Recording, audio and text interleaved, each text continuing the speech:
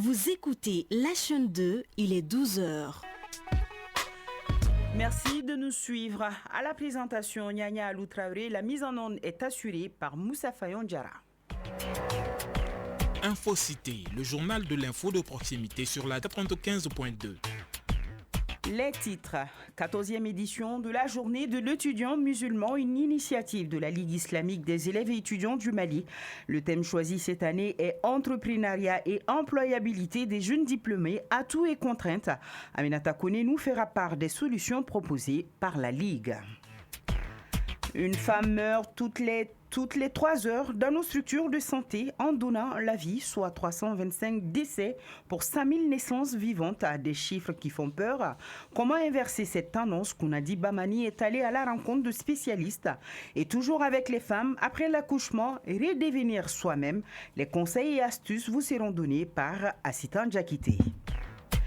En sport, nous serons avec Awa Kamisoko en direct qui va bien sûr nous parler des éliminatoires Coupe du Monde 2026. La 4e journée s'achève ce mardi. Les Aigles du Mali, en déplacement en Afrique du Sud, affronteront en début d'après-midi Madagascar à Johannesburg.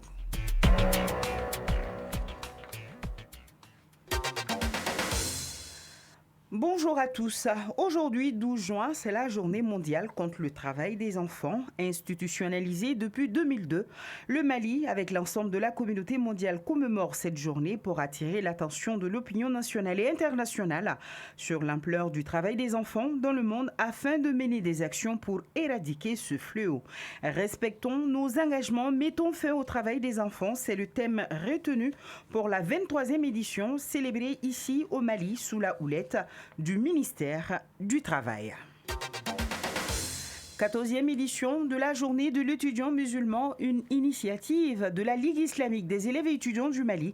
Le thème choisi cette année est entrepreneuriat et employabilité des jeunes diplômés, atouts et contraintes. La cérémonie a eu lieu à la faculté des sciences administratives et politiques, FSAP. Aminata Kone nous fait le point. Durant 3 jours, étudiants et experts discuteront de voies et moyens possibles pour trouver des alternatives aux problèmes d'employabilité des étudiants. Après les mots d'ouverture et de bienvenue, le temps des activités est donné par un verset coranique.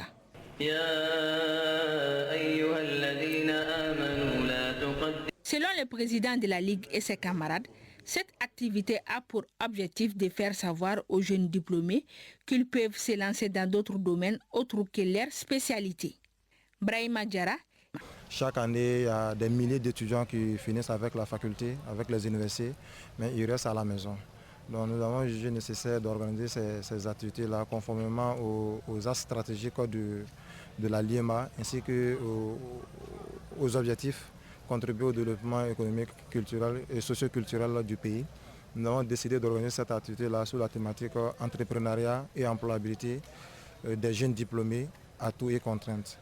Pour Dr Ismaël Berté, ancien militant de l'association et parrain de l'événement, l'initiative est fort appréciable. L'engagement de cette association sur l'espace estudiantin m'ont poussé à accepter. Quant aux douaniers de la faculté, il n'a pas manqué à ces rendez-vous riches en partage initiés par des jeunes et étudiants ambitieux.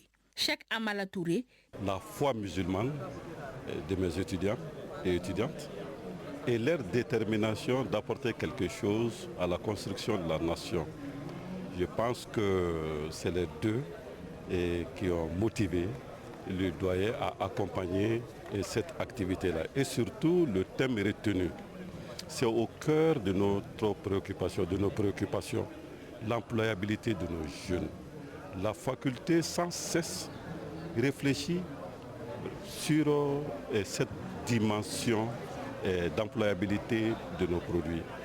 Il faut rappeler que la LIEMA a vu le jour en 1994. Elle s'est assignée comme mission de promouvoir la pratique correcte de l'islam par les élèves et étudiants afin d'impulser le changement à l'échelle nationale pour un développement harmonieux et solidaire. Un reportage signé Aminata Kone. Nous allons parler de l'actualité internationale avec Djeneba Djigiba qui vient de me rejoindre dans ce studio. Bonjour Djeneba. Bonjour Nyanya. Après le jingle. À présent, le tour d'horizon de l'actualité internationale. Nous commençons par le Niger. Les soldats américains entament leur retrait de 3 bases, Djeneba. Oui, au Niger, les soldats américains ont commencé à se retirer des bases d'Agadez, de Walam et de Difa. Ils sont 1100 à rejoindre la base d'escadrille de l'aéroport international de Niamey pour un retour aux États-Unis, suite à la signature de l'accord de retrait entre les deux pays le 19 mai dernier. Face aux exigences de Niamey, Washington a accepté à la mi-avril de retirer du pays ses soldats déployés dans le cadre de la lutte anti-djihadiste sur le sol nigérien. Les États-Unis disposent d'une importante base de drones après d'Agadez, construite pour 100 millions de dollars. RDC à la recherche des victimes de l'attaque survenue dans le Nord Kivu.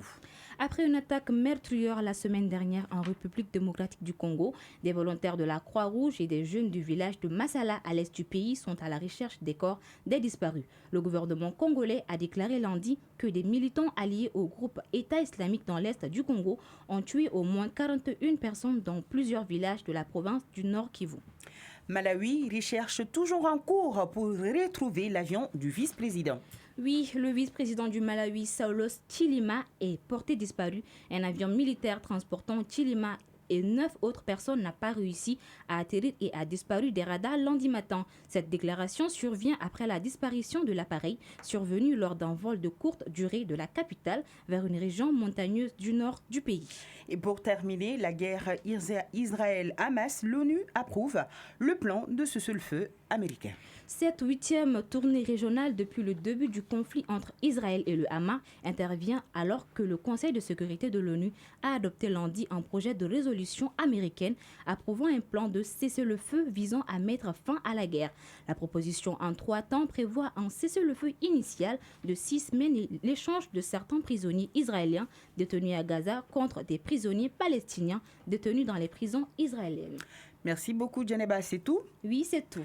Merci pour toutes ces informations. Nous allons continuer ce journal après ce flash. Intéressons-nous à présent à un sujet qui va sûrement vous alerter et vous inciter à prendre des décisions pour un changement. Savez-vous qu'une femme meurt toutes les 3 heures dans nos structures de santé en donnant la vie, soit 325 décès pour 5000 naissances vivantes? Des chiffres qui font peur. Hélas oui, le Mali est un pays en voie de développement et il est malheureusement confronté à la mortalité maternelle depuis un certain temps. Comment inverser cette tendance? Kounandi Bamani est allé à la rencontre de spécialistes. Suivons ensemble. Au Mali, plusieurs facteurs contribuent au décès maternel. Dr Bakari Abou Traoré, gynécologue obstétricien au CCRF de la commune 2. Les principales causes, c'est surtout les hémorragies qui sont consécutives aux accouchements dystociques ou aux accouchements difficiles. Après les hémorragies, nous avons les infections qui peuvent survenir au cours de la grossesse ou au cours de l'accouchement et même après l'accouchement. En 3e lieu, il y a l'hypertension artérielle et ses complications au cours de la grossesse. Après, vous avez les avortements qui ne sont pas sécurisés, les avortements clandestins. Dr Ben Moulay Aïdara, directeur général de l'Office national de la santé de la reproduction. Le premier retard, c'est l'information de la femme enceinte pour prendre la décision pour aller vers les structures de santé.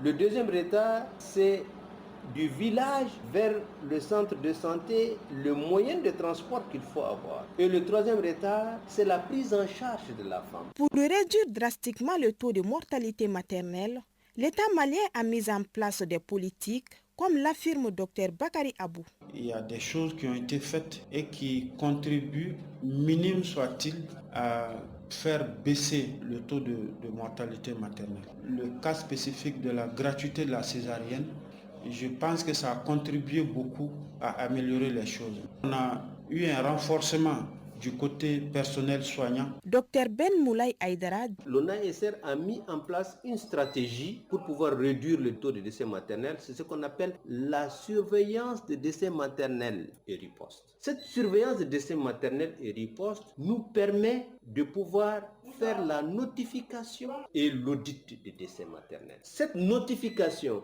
depuis la création de l'Office national, on avait moins de 10%.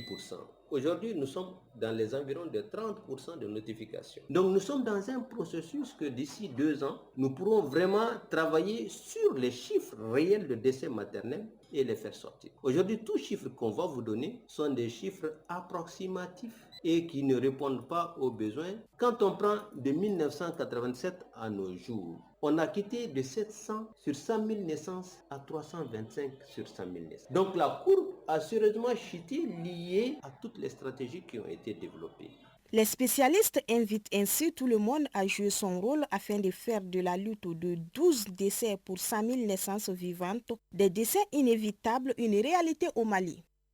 Et nous allons continuer avec les femmes. Elles sont à l'honneur car la chaîne 2 se préoccupe de leur bien-être et à la suite de Kounandi. Espérons qu'elles vivent, qu'elles restent aux côtés de leur famille. En tout cas, c'est le souhait de chacun. Alors, après la grossesse, comment redevenir soi-même? Les conseils et astuces sont donnés dans ce reportage qui va suivre. Assitan Diakité nous dit que la période post-partum est une phase de transition importante et il est essentiel de prendre soin de sa santé mentale et physique.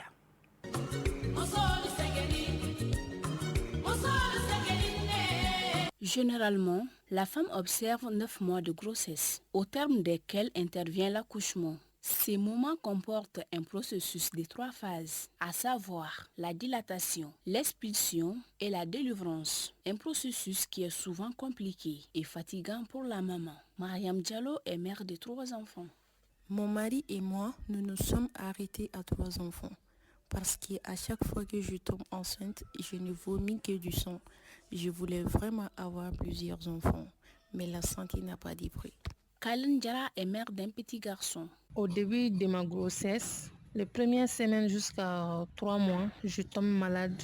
Bon, après les 3 mois là, je me sens à l'aise. Après l'accouchement, si le docteur me libère, je fais mes travaux à la maison. Cependant, certaines femmes sont épargnées de cette douleur. C'est le cas de Mariam Koulibaly, mère de 2 enfants. Je ne trouve aucun problème pendant ma grossesse. Et après avoir accouché, je commence à faire mes travaux ménagers bien avant les 40 jours. Après l'accouchement ou durant la période postpartum, la maman subit des douleurs qui peuvent s'étendre jusqu'à 40 jours. C'est une période durant laquelle l'accouchée observe des traitements de la médecine traditionnelle ou moderne, tout en respectant certaines consignes jusqu'à ce qu'elle se rétablisse. Diallo Fatoumata Dambélé, sage-femme. Pendant la période des lochis, il ne devrait pas y avoir d'actes sexuels. Maintenant, si la femme a accouché par voie basse et qui avait eu épisio, c'est-à-dire déchirure au niveau du périnée et que ça a été suturé, normalement il faut attendre jusqu'à ce que ça se cicatrise. Et si c'est par voie haute, la césarienne, pareil. La première des choses, ce qu'il faut retenir, il faut que les lochis soient arrêtés. Mais même si les lochis sont arrêtés, en cas de déchirure, il faut qu'il y ait cicatrisation. Niele Keita, vendeuse de médicaments traditionnels.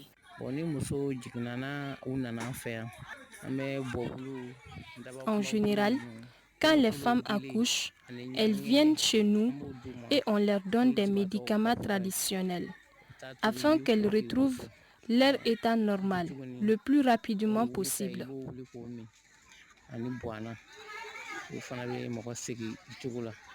La douleur que subit la femme durant le processus de procréation reste un défi à relever pour toutes celles en mesure de donner naissance à un enfant.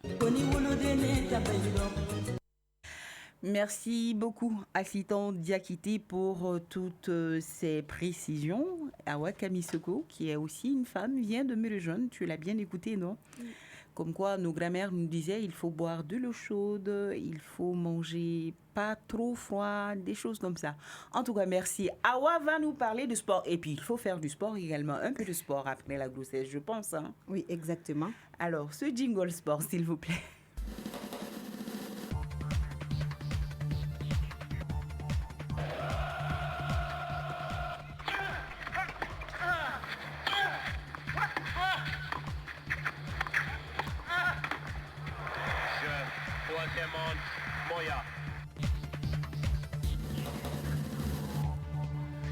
Et voilà, bonjour Awa.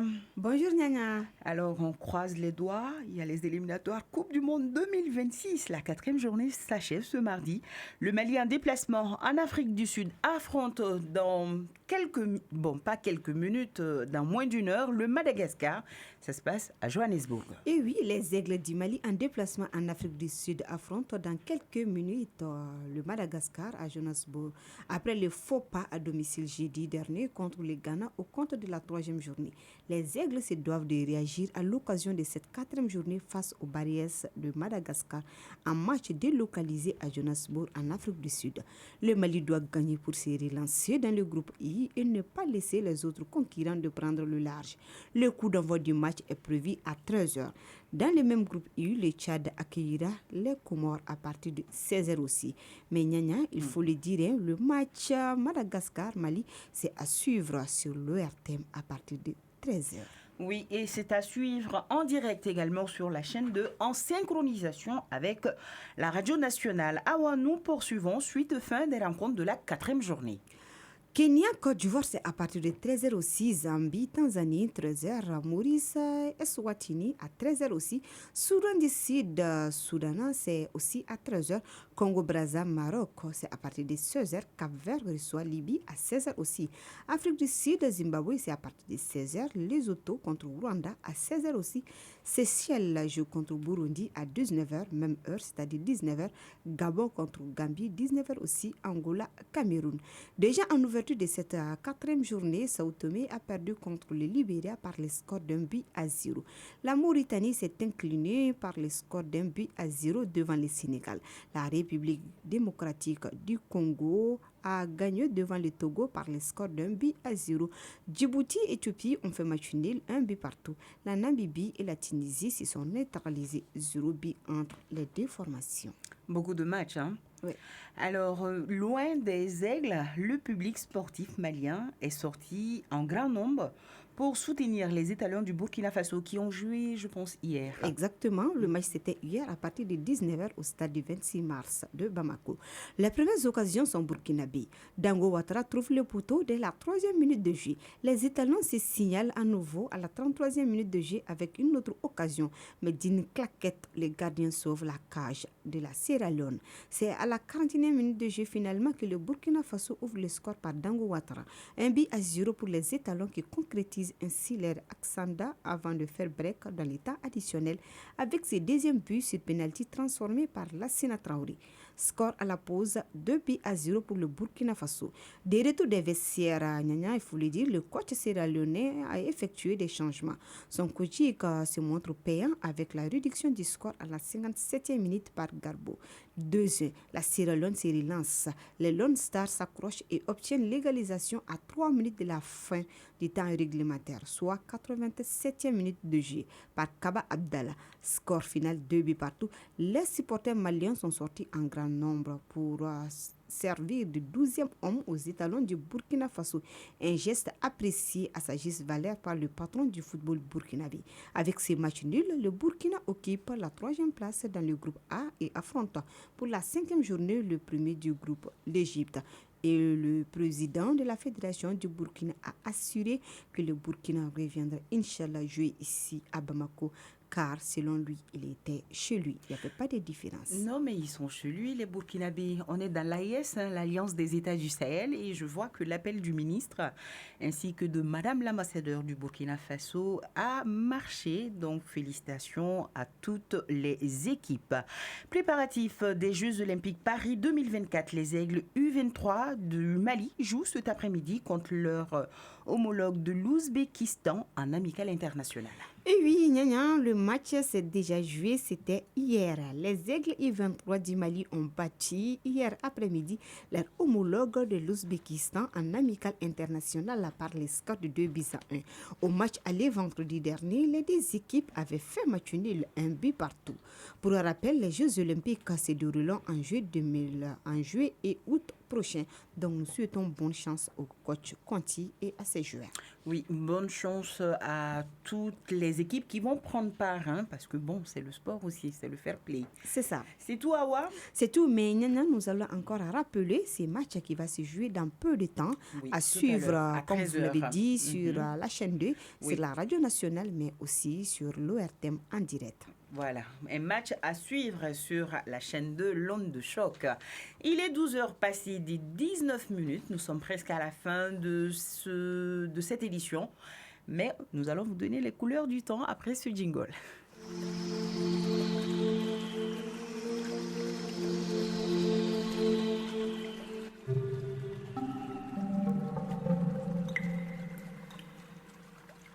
Il fait actuellement sur Babanko et environ 35 degrés Celsius. Le soleil se couchera à 18h passées de 57 minutes. Donc, comme je le disais, point final à cette édition qui vous a été présentée par Nyanya Alou Traoré. Sa mise en onde a été assurée par le grand Moussa Fagnon Diarra. Mariam Konaté, assistant Jakité, était mes réalisatrices. La mise en ligne, Amissa Konaté. La coordination, Salimata Dao, Aminata Konaté. Merci d'avoir été des nôtres et à très vite sur la chaîne 2. Un grand merci à nos auditeurs de Dar Salam, de Nyamakoro et de Senoum.